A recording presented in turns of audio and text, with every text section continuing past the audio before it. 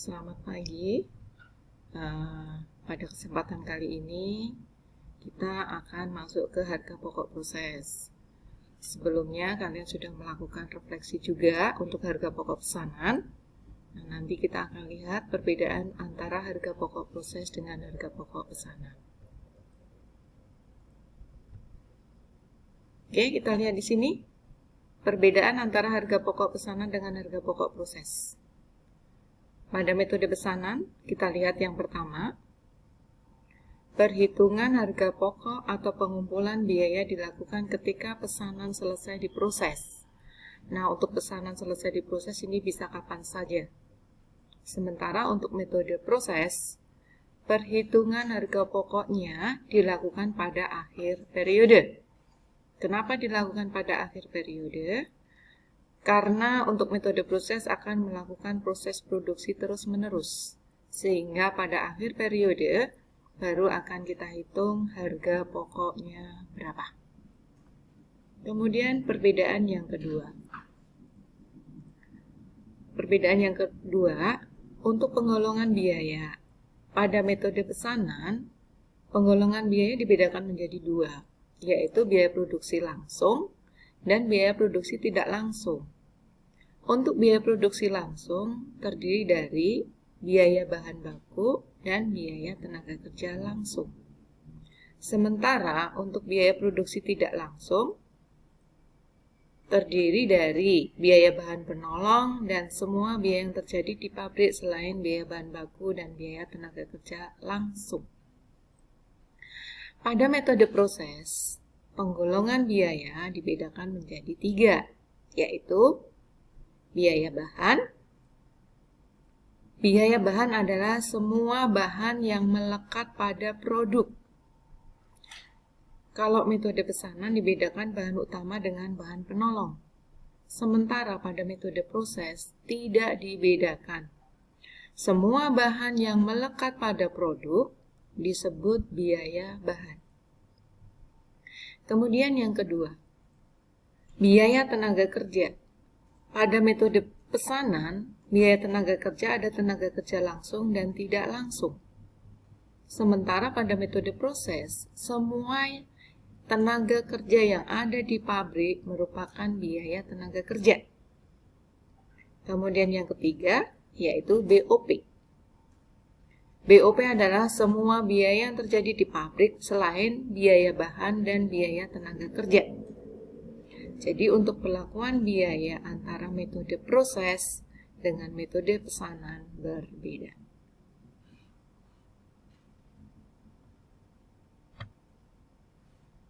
Perbedaan yang berikutnya, untuk metode pesanan, proses produksi dilakukan secara terputus-putus, tergantung pesanan.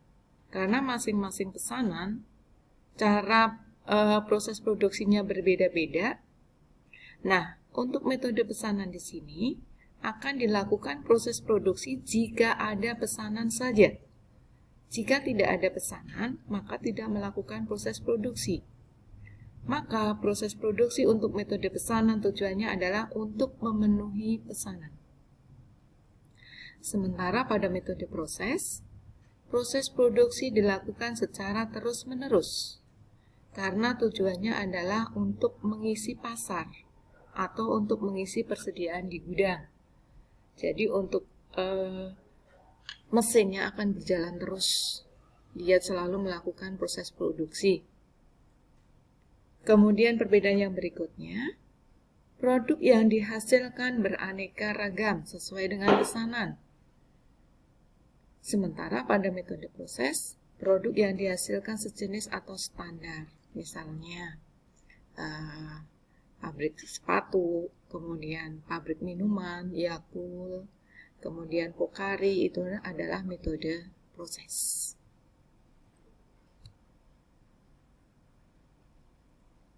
Untuk yang berikutnya, prosedur penentuan harga pokok produk pada metode proses.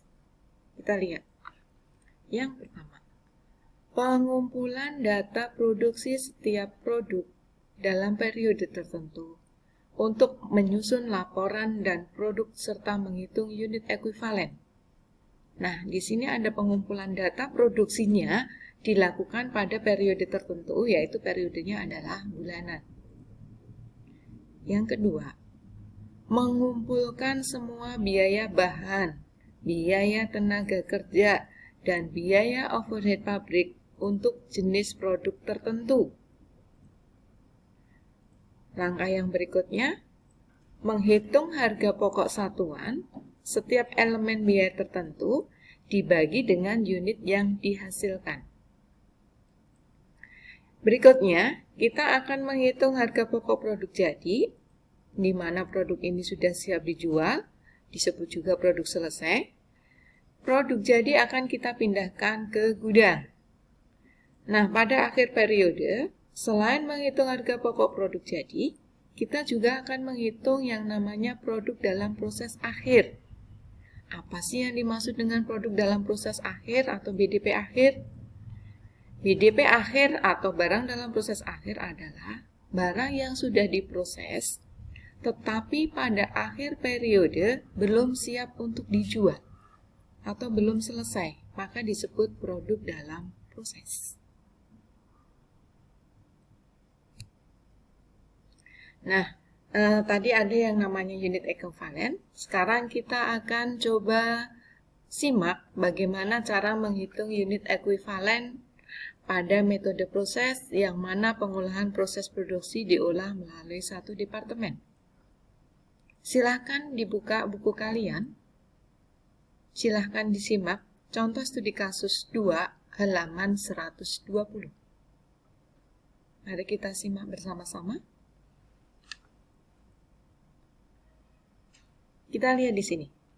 Di sini ada data produksi, kemudian ada data biaya yang terjadi pada bulan Juni.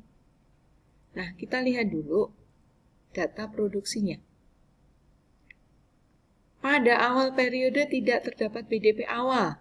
Ini artinya bulan kemarin belum ada proses produksi atau pada bulan kemarin melakukan proses produksi tetapi semuanya sudah selesai. Maka pada awal periode tidak ada BDP awal. Yang kedua, jumlah produk yang masuk proses pada bulan Juni tahun 2020 sebanyak 15.000 unit. Sementara dari 15.000 unit ini, produk yang sudah jadi atau yang sudah selesai atau yang akan ditransfer ke gudang sebesar 11.250 unit. Kalau yang kita proses 15.000, yang sudah jadi 11.250, berarti ada yang belum selesai dong. Yang belum selesai sebesar 3.750 unit. Nah, yang 3.750 unit ini merupakan BDP akhir pada bulan Juni. Nah, untuk BDP akhir ini, nanti di bulan Juli merupakan BDP awal. Nanti kalau untuk bulan berikutnya akan masuk data yang ada di sini. Dari BDP akhir yang belum selesai ini sudah diproses tapi belum selesai. Yang sudah diproses ini tingkat penyelesaiannya, biaya bahan-bahannya 100%, biaya konversi 40%. Nah, di sini BK. BK itu adalah biaya konversi. Biaya konversi adalah biaya pengolahan. Biaya pengolahan terdiri dari biaya tenaga kerja dan BOP. Jadi nanti kalau ada BK, berarti Anda harus menghitung biaya tenaga kerja dan BOP. Bisa mengikuti ya semua ya? Oke. Kemudian, data yang berikutnya. Di sana ada contoh biaya produksi. Biaya yang terjadi di bulan Juni 2020, ini untuk data biayanya berbeda dengan buku kalian, sehingga nanti pada saat dihitung supaya nominalnya tidak ketemunya pecahan. Biaya bahan baku yang terjadi adalah 247.500.000. Biaya tenaga kerja 195.075.000. Biaya overhead pabrik atau BOP 155.550.000. Total biaya produksinya adalah 598.950.000 125.000. Dari data yang ada di sini, kita akan menghitung unit ekuivalennya.